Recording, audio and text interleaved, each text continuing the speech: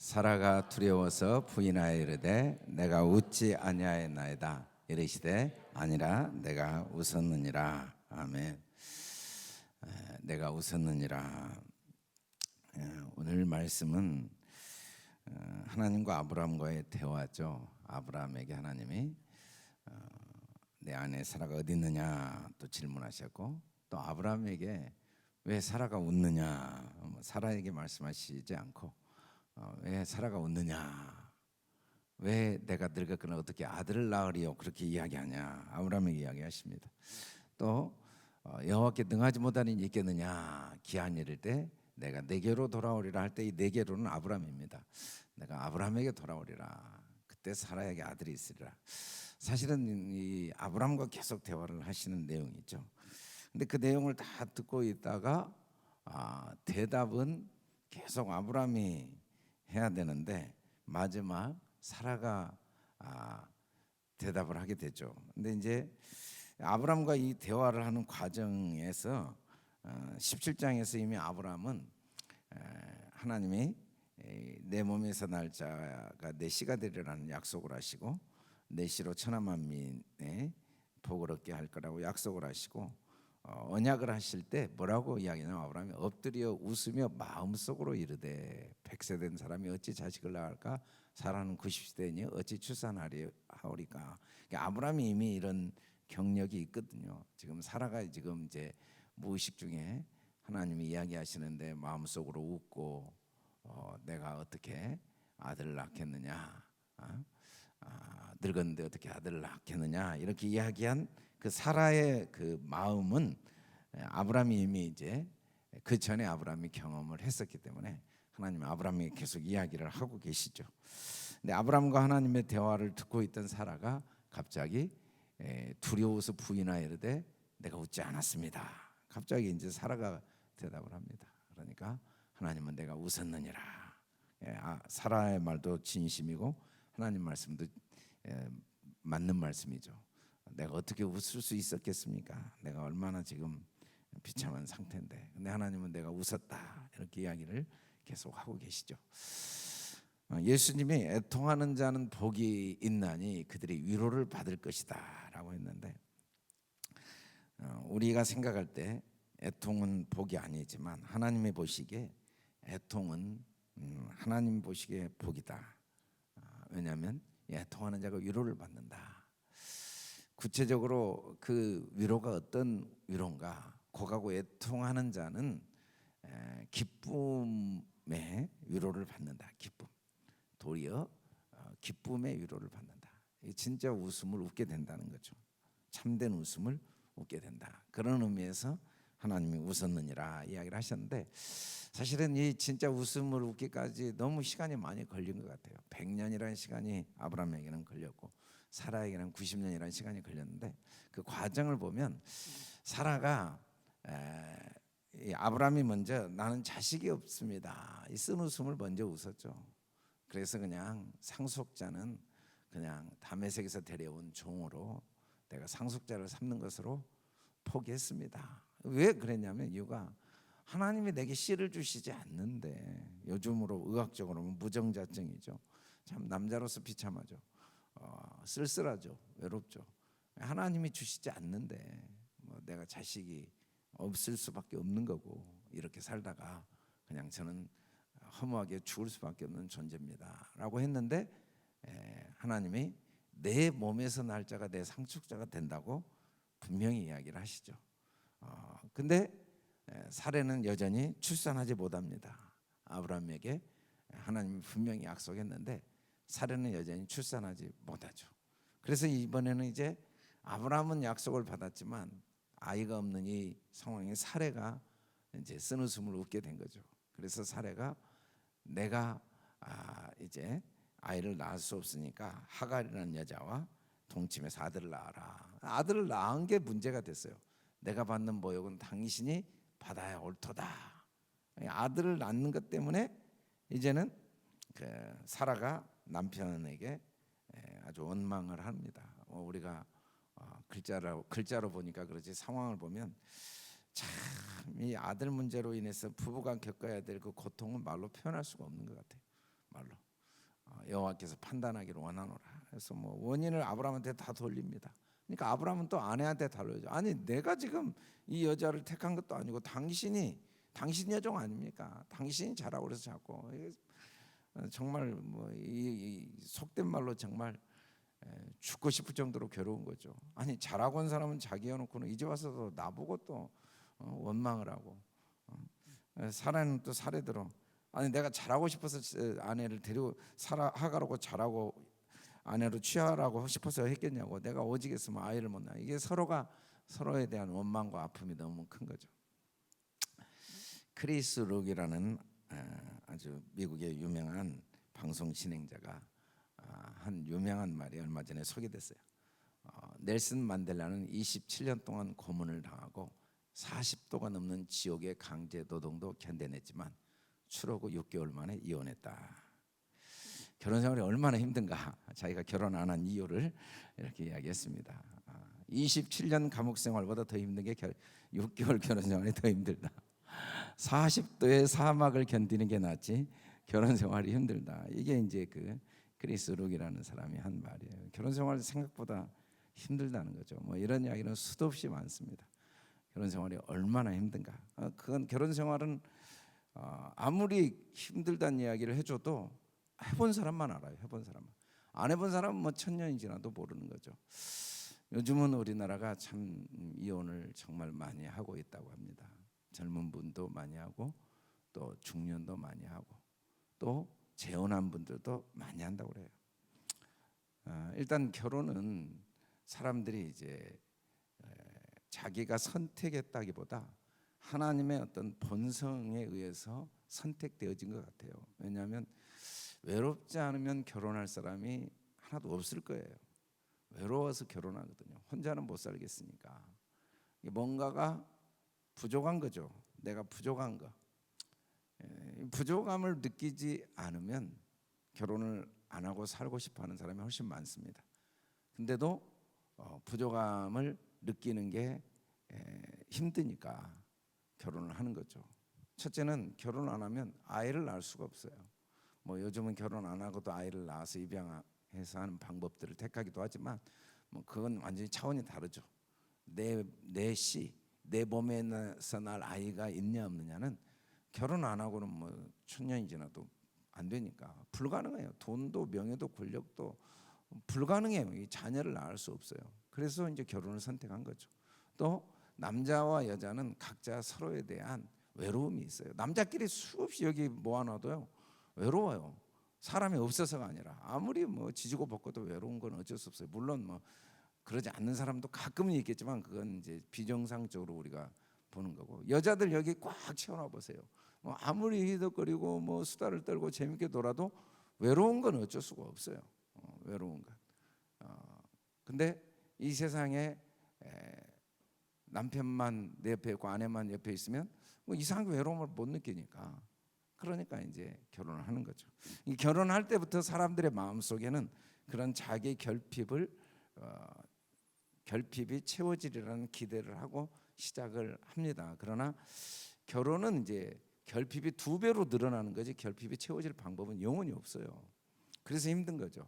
사실은 사람들이 내 아내를 통해 내 결핍이 채워지겠지, 내 남편을 통해 내 결핍이 채워지겠지라는 생각을 하는 동안에는 결혼 생활이 27년 감옥 생활보다 힘든 건 사실입니다.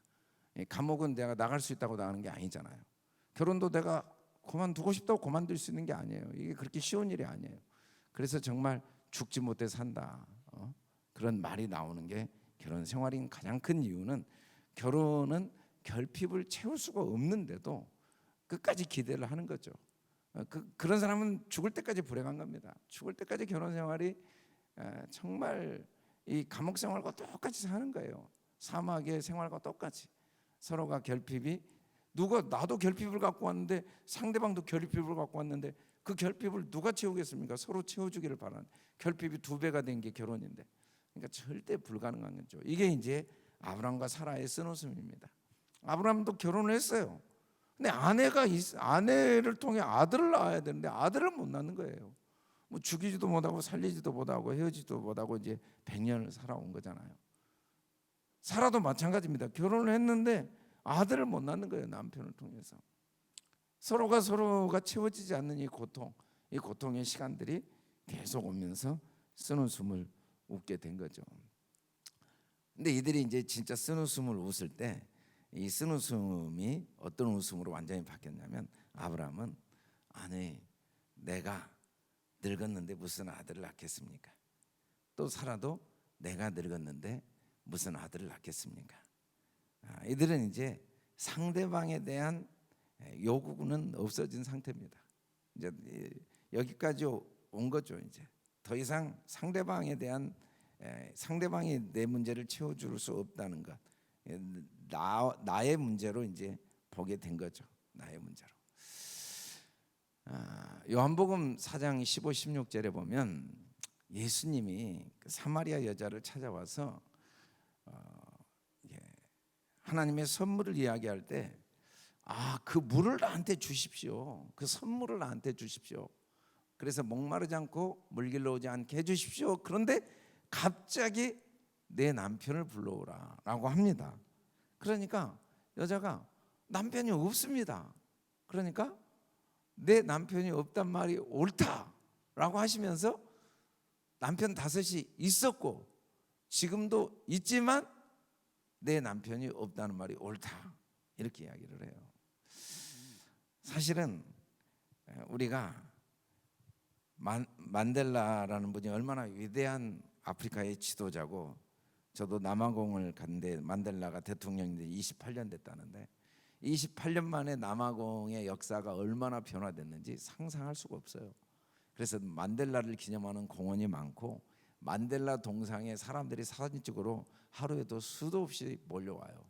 그렇게 위대한 남아공 이 요하네스버그 공항에 딱 내리자마자 첫 번째 만델라 동상부터 있습니다. 사람들이 다 그 공항에 내리자마자 전부 만델라 동상에 사진부터 찍어 가요. 그렇게 위대한 사람이지만 남편 노릇은 못했어요. 남편 노릇은 얼마나 위대한 지도자입니까? 얼마나 아프리카의 그 흑백 갈등을 무너뜨리고 상상할 수 없는 위대한 업적을 남겼는데 남편 노릇 못해요. 남편은 없어요, 이 세상에. 자기가 남편 노릇 하려고 하는 순간부터 자기도 불행하고 아내도 불행하죠. 남편이 없는데 뭐 남편이 없어, 이 세상에. 남편이 있었죠, 이 여자에게. 근데 그들은 남편이 아니에요. 저도 남편 노릇 못하죠. 남편은 딱 한 분이에요, 남편.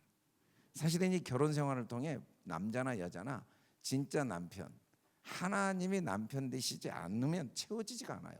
채워지지가 않으면 부부 생활을 해낼 수가 없어요. 하나님께로부터 채워지지 않는 부부, 겉으로는 무늬만 부부지 진실로 하나님이 주신 가정의 행복을 누릴 방법은 대통령이 돼도 안 되고 재벌이 돼도 안 되고 뭐 연예인이 돼도 안 되고 성인군자가 돼도 안 되고 별짓을 다 해도 안 돼요. 절대로 남편이 안 돼요. 남편은 하나님 한 분이시거든요. 이는 너를 지으시니가 내 남편이시라.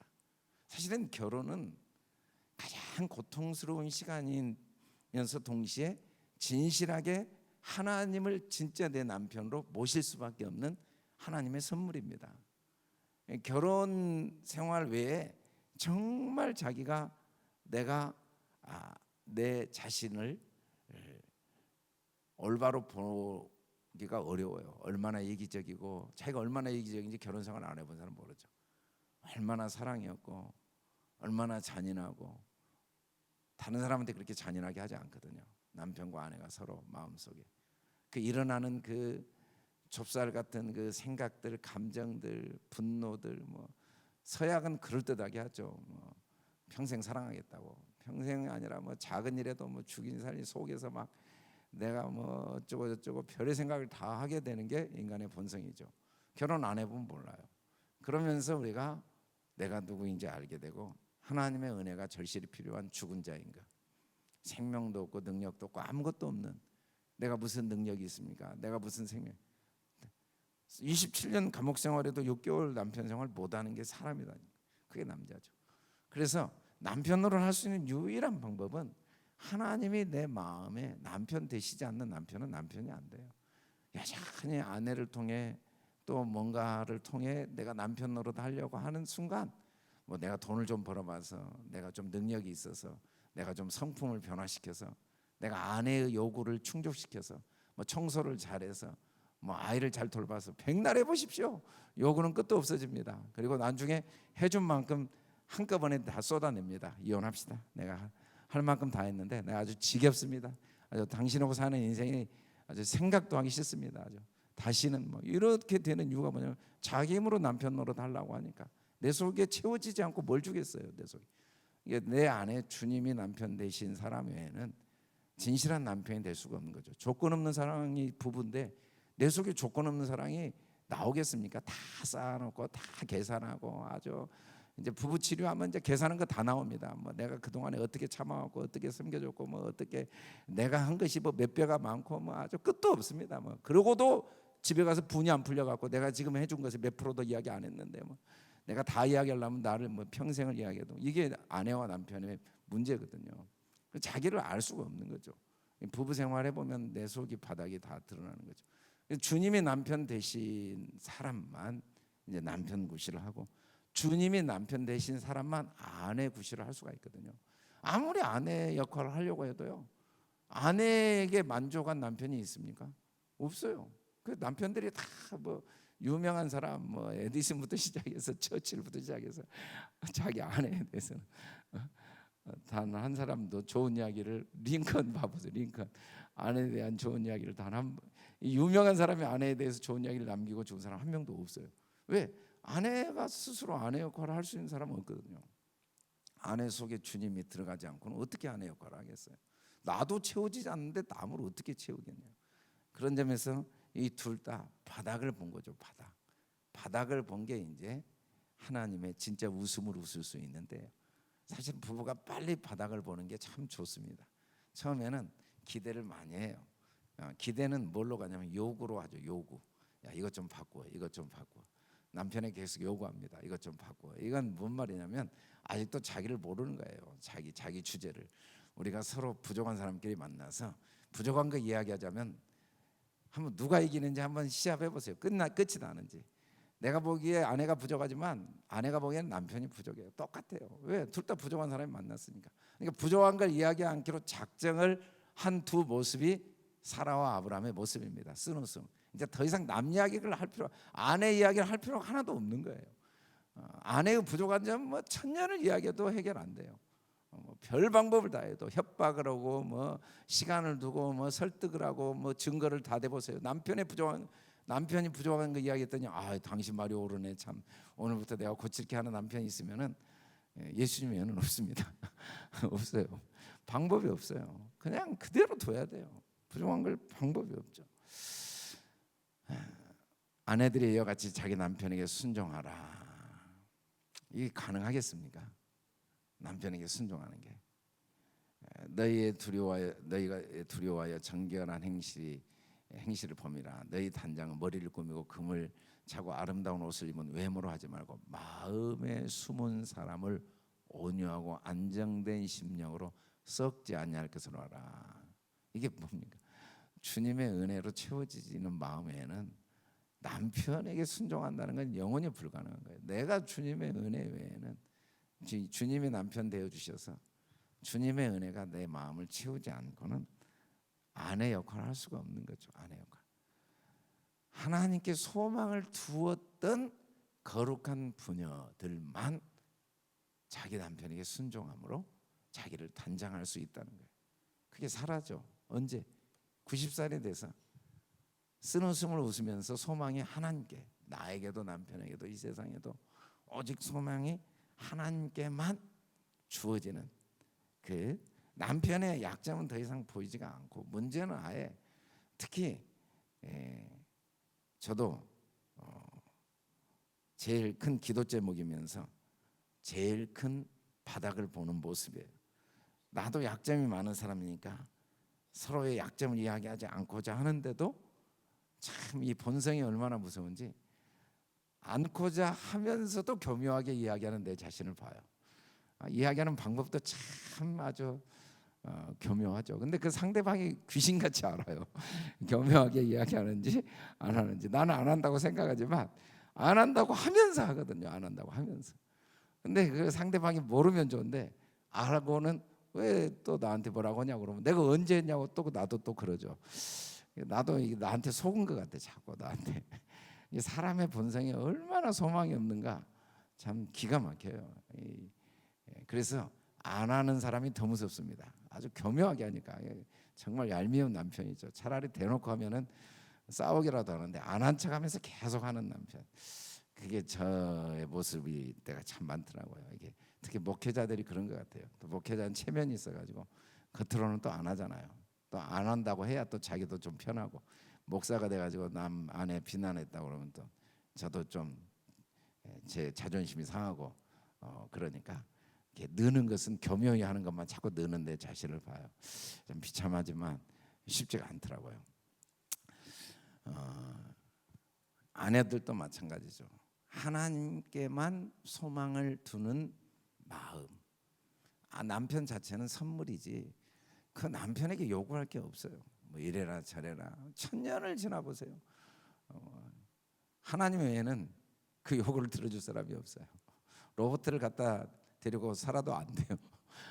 별 방법을 해도 안 된다는 거죠. 남편들 사라가 아브라함을 주라 칭하여 순종한 것 같이 너희는 선행하고 아무 두려운 일에도 놀라지. 이 부분이 바로 이 말씀입니다. 뭐 사라가 뭐 아브라함에게 언제 순종해요? 뭐 하가를 데리고 살아라, 뭐 안 데리고 살았다고 화내고 뭐 그랬죠. 근데 아브라함에게 순종한 것 같이 말은 소망이 하나님께 두어진 것 같이 우리가 소망이 하나님께 두어질 때 남편 문제는 하나도 없어요. 그 주신 남편이 최고의 선물이죠. 소망을 하나님께 둘 때 남편들아 이와 같이 지식을 따라. 아내를 아무리 사랑하려고 해도 지식이 없으면 안 돼요. 이 지식이 뭡니까? 아브라함이 누구인지 아는 지식이죠. 하나님을 아는 지식, 내가 누구인지 아는 지식. 이 지식 없이 아내를 아무리 사랑해도 저도 좋은 남편 되고 싶어요. 별 방법을 다 해도 끝이 없어요. 하다가 이제 성질만 더 나는 거죠. 차라리 내가 죄인이다라는 사실을 알고 해준 게 없다. 해준 게 있다면 내가 한 게 아니고 내가 주님의 은혜로 해준 거다라는 걸 모르면 해주고 더 성질 내요. 그래서